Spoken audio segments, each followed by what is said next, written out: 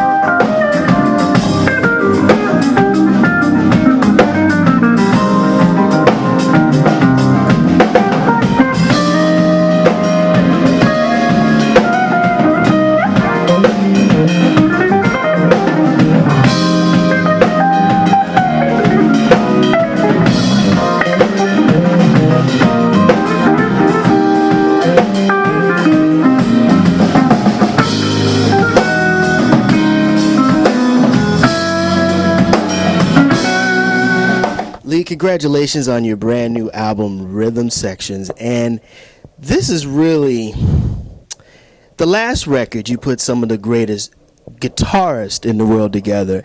And now you went behind the scenes and put some of the greatest rhythm sections together. Yeah. Well, that was the concept this time. I wanted to center my guitar, at front and center. And I had been touring so much with all these various great drummers and piano players and bass players. I thought, what a cool idea to really orchestrate an album using them as the real colors, not just the backup band, but as you really kind of using them as the orchestration. And that way also presenting, different rhythm sections always bring out a different flavor out of me. So if I got a funkier rhythm section for one tune, I was going to certainly put a tune in front of everybody that could bring that out. On the other hand, if I hired a jazz rhythm section, I wanted to write a jazzier tune. This album, you've got, oh my goodness, you've got Patrice Rushen, you have Chick Corea, you have Christian McBride, you have Marcus Miller, Vinnie Colaiuta. There's so many of these musicians that you have developed relationships over the last 40 years, and I think they're really shining on this. Yeah, I was. There was a few people I hadn't had a chance to work with, but or very much, but knew almost everybody, and just tried to call my favorite players. Few folks weren't available, but I got a lot of them, you know. And so whether it was George Duke and Stanley Clarke, or whether it was Larry Goldings and Peter Erskine, or Chick Corea or Dave Grusin and Nathan East, and whatever the combination was, I tried to put together music that brought out their best traits as well, because I know everybody musically so well. And this music that you are really exploring, because every time you play it, it's like the first time you guys have played together or played the music. You do Nick Drake, you do Herbie Hancock, I mean, and then there's some originals that you wrote on here also. Yeah, there's on iTunes right now, there's a deluxe set that has all 15 tunes, and I composed 7 tunes for the entire project, which was a lot of compositions for me, because there was a whole bunch of tunes that I composed that didn't make the record, and so then I cherry-picked these. And then on top of it, I picked tunes that I thought were really interesting covers. And two very important things that you've incorporated on Rhythm Sessions is, one, your 19-year-old son, Wesley, he's played with the big boys on this, and also you have winners from your Sixth String Theory competition on this CD. Right. Well, that's it's something I've been able to pull off with the last 2 CDs. It started with Sixth String Theory, where like you said, I had all these wonderful, amazing guitar players on the record, and we started the Sixth String Theory guitar competition that was sponsored by Berklee College of Music and Yamaha Corporation and Monster Cable and a number of companies. And then and a young guitarist won it that year in 2010, got to play on the record. We got him a full scholarship to Berklee. It continued in 2011, then 2012 with the new Rhythm Sessions album. I had all these, legendary piano, bass, and drummers, and at the same time we enlarged the competition to include winners of the rhythm section competition. We had a guitar player, but this time he didn't get to play on the record. He won other awards, and then the piano, bass, and drums came from all over the world. We had a pianist from Holland, another pianist from Detroit, a drummer who was Turkish who lives in London, who came out, and a bass player from New York here. And so it was wonderful because they were great players, great young players. They all came to L.A. and got together with me. So it was basically 5 strangers getting in the studio together, making music. So it was a really interesting experience. It took to all my sort of producing chops and sort of psychology of when to be soft and when to be hard, and bring everybody together. And it turned out really nice.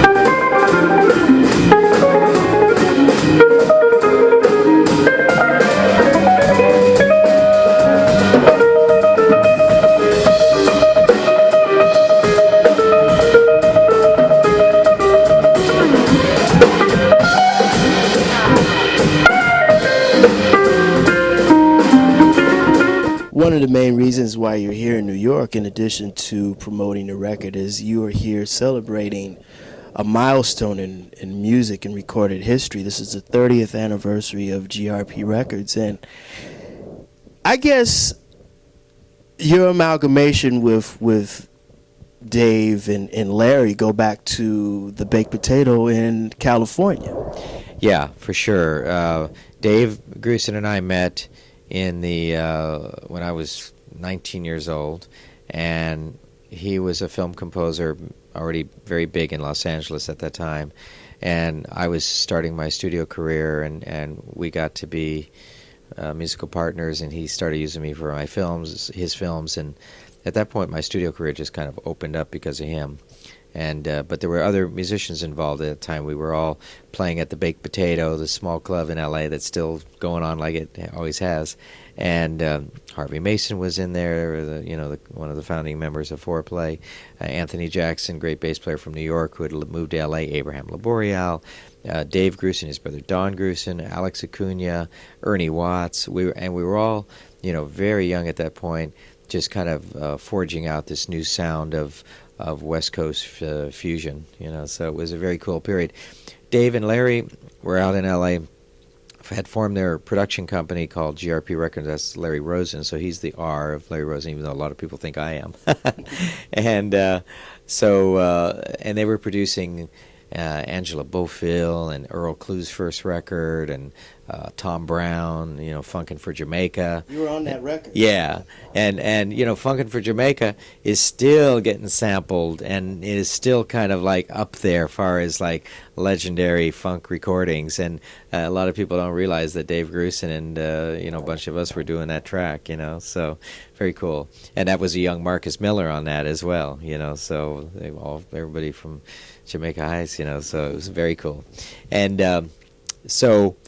that was really the beginnings of it, and Dave and Larry moved the company back here to New York, and things just took off. And I think a lot of general fans don't necessarily today know the GRP moniker, and now it's a bigger part of Universal and the Verve Music Group. But nonetheless, it a lot of historic recordings on that label, all the way from the sort of contemporary jazz, but also to Chick Corea and Michael Brecker, and just on and on and on. You won your first Grammy with Dave in 1985. I mean, he's been more of a mentor. You guys have just been musical partners. In fact, he's on the latest CD. Absolutely, yeah. We have we're best friends. We hang out all the time. He comes to L.A. We always go to dinner. His friends are my friends. My friends are his friends. It's just been a long association. We get along great. Musically, we're in the same pocket all the time. So he's just a fantastic guy, and there has been a lot of mentoring because he's got a few years on me, and and he's been very helpful in my career and very supportive. So I love him.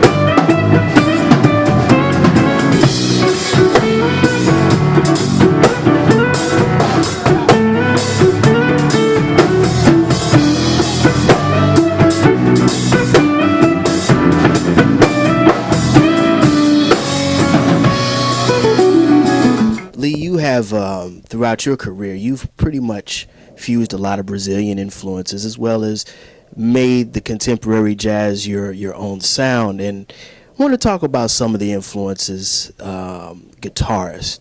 First one is Joe Pass. Ah, Joe Pass, my man. I was about 13 years old, and I was already a big fan of Joe Pass. And my dad, he was a big supporter of me and my music, and going forward, he'd always try to find the best teachers. And in those days, in the late 60s, you could find everybody's number in the phone book. So he finds Joe Pass's number, and he calls Mr. Pass and said, I've got this talented teenager, and he did that bit on him. And Joe took me in for a couple of lessons, and we knew each other from that time until the time he passed. And just recently, I was listening to some trio recordings that Joe did with John Paisano and on rhythm guitar, and it was just ridiculous, man. I actually, even though Joe is an icon, I don't think he quite gets the credit he deserves. He's way up there, and for me, he's like him and Wes Montgomery. Those are the two. Kenny Burrell, Jim Hall. That's all those guys in that period. Barney Kessel, but just from my personal heart, Joe and Wes and Kenny. Barney Kessel. Barney Kessel, man, that's another one that I took a lesson from.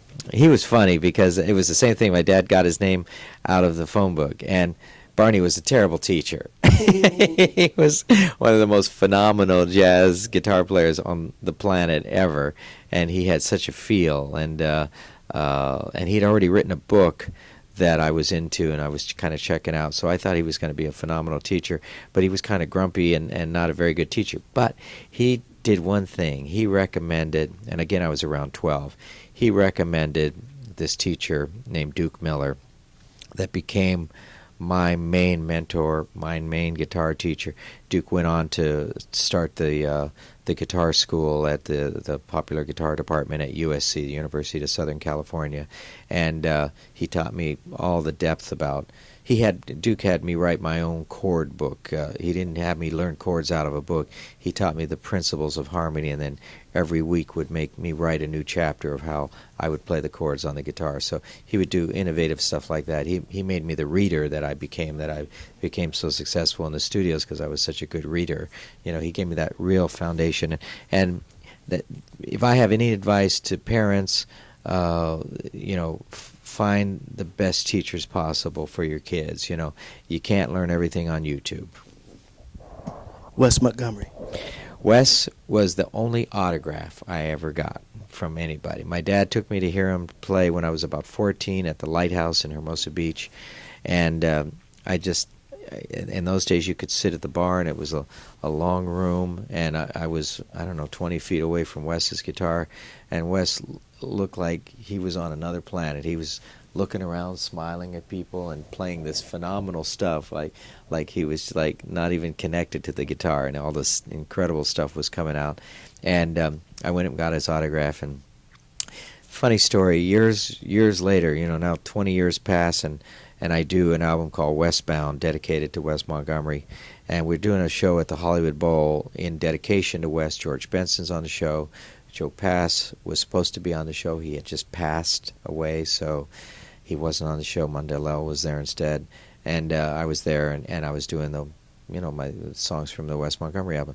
Two of his daughters Wes Montgomery's daughters came to the show, and they came up to me and they said, how much the family loved the Westbound album that I had done, and that their dad would have loved it too, and they said that their dad remembered meeting me, and I said, nah, I was a teenager.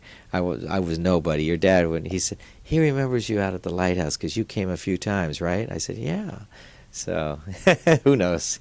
But just my all-time favorite. He was the guy that inspired me about having a great sound on the guitar, because his sound popped out of the records more than any other jazz guitarist. It's like Jimi Hendrix's sound popped out of those records. B.B. King's sound popped out of the record. Segovia on classical guitar popped out of the record. Certain guitarists just had that sound. You may have had more favorite players than somebody, but those guys I just mentioned, their sound just like, phew. And so he was always, and then Wes was more rhythmical than a lot of the guitar players at that time. So that whole rhythm thing, Wes and of course his whole melodic thing, and even his commercial part, I enjoyed the orchestrations around his records. I enjoyed the whole production. I think I got a lot from Wes Montgomery. That'll do it again for another edition of the Pace Report. I'm Brian Pace, reporting live here at the Blue Note here in New York City.